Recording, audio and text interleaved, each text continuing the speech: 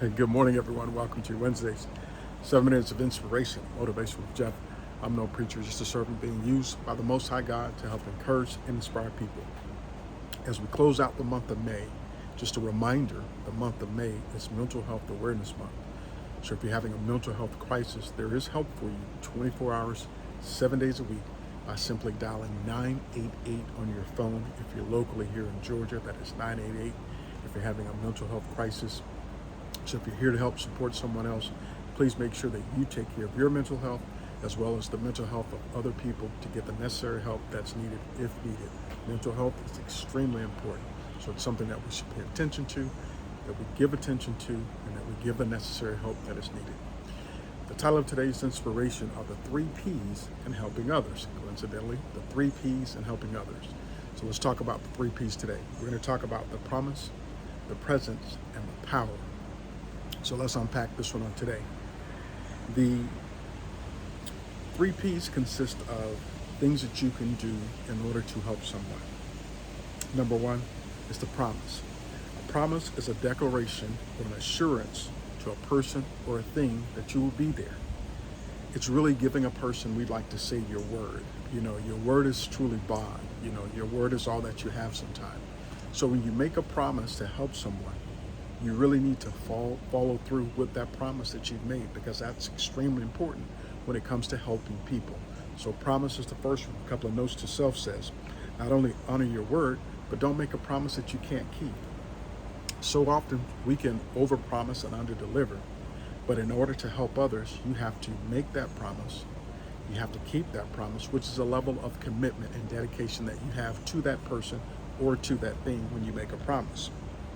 Word is bond is something that I actually said, to give a person your word.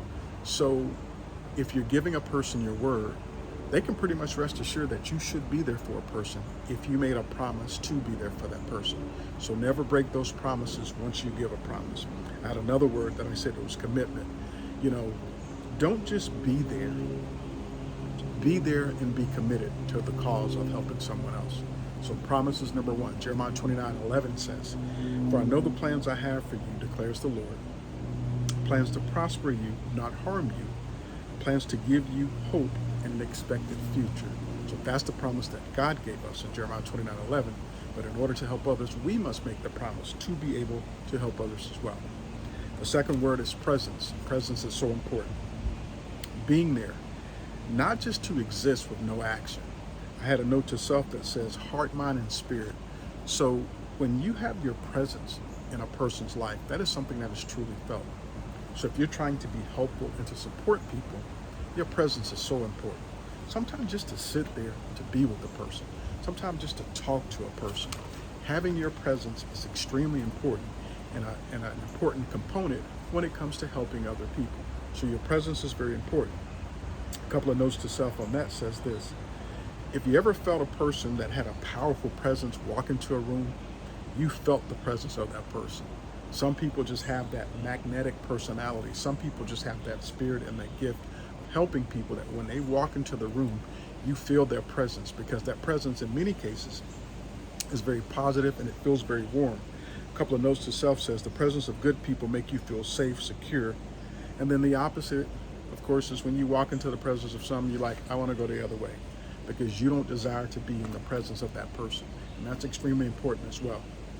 So in order to help people, you have to make the promise, that commitment to be there for that person, to help support the person. Then you have to have the presence, which means you have to physically be there in order to help the person. Remember that, you have to be an upper, not a downer. You have to be a lifter, not a lower, because sometimes you're the only light that people see. So don't be the darkness, be the light in a person's darkness to be able to help them. And then the last one, and so the scripture for that one is Exodus 33:14 says, "My presence will go with you and I will give you rest." This puts the emphasis on being there for a person and to help them through whatever they're potentially going through. So your promise, your presence, and then the last one is your power. I call it a power supply. It's the energy, the might, the weight, and the influence that you have. It's the power that you have to uplift people. It's amazing. Sometimes all a person needs is just for you to be there, but also just for you to exuberate what's the gifts that are in you. And that's extremely important when it comes to helping people. Not only the promise, not only the presence, but use the God-given gifts that you have. You know, the power that rests in you to shine your light upon others, to help lift them up and to bring them up when they're down. And that's extremely important. It's the safety and security of being in those people that have that power and have that presence, that force, that strength, that influence that they have to help lift you up. And that's extremely important, because if you've ever been up, you shall come down, because everybody goes through steps and phases of life where you're not always up. And everybody needs someone to help them during those periods when they're down. So remember those 3 P's. There's the promise, the presence, and your power. The scripture for that one says Philippians 4:13, which simply says, I can do all things through Christ who strengthens me. Note to self for this, very important words I'm about to say. His wisdom is our direction. His knowledge is our instructions. His power is our protection. His justice is our guarantee.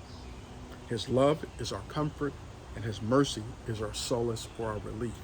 That is the one and only Jesus Christ, who walked the face of this earth over 2,000 years ago. He came simply to seek, to save, and to serve. We call it the ABCs of salvation. It's really a hard thing. A, you have to admit that you've made mistakes and that you're a sinner. B, believe that Jesus is the Son of God. Believe that he died on the cross, and believe that he rose from the grave. And C, commit your life to Christ. Most people struggle with the C because they feel like, if I commit, I have to be perfect. But remember, you're not going to be perfect. Jesus was the only perfect person to walk the face of this earth. So the prayer simply goes like this. We call it the prayer of salvation. It says, Dear God, I admit that I've made mistakes. I admit that I'm a sinner. I believe that Jesus is the Son of God. I believe that he died on the cross. And I believe that he rose from the grave. Come into my heart and save me. I commit my life to you.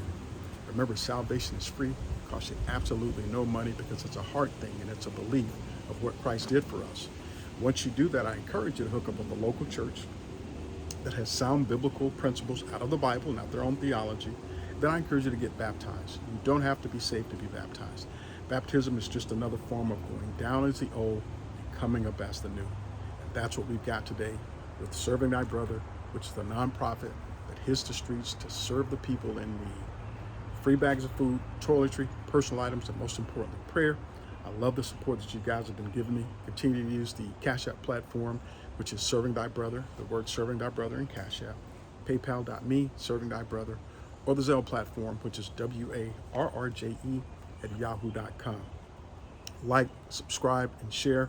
I love the emails that I've been getting. I love the comments. I love the feedback, whether it's good or bad, opinions are opinions. But most importantly, I love serving you guys. So thank you so much for serving. And remember, never let life cheat you with what God has for you. Find your happy place in your happy space. We'll see you guys again next week. Remember, be willing to help somebody else. Take care, everybody.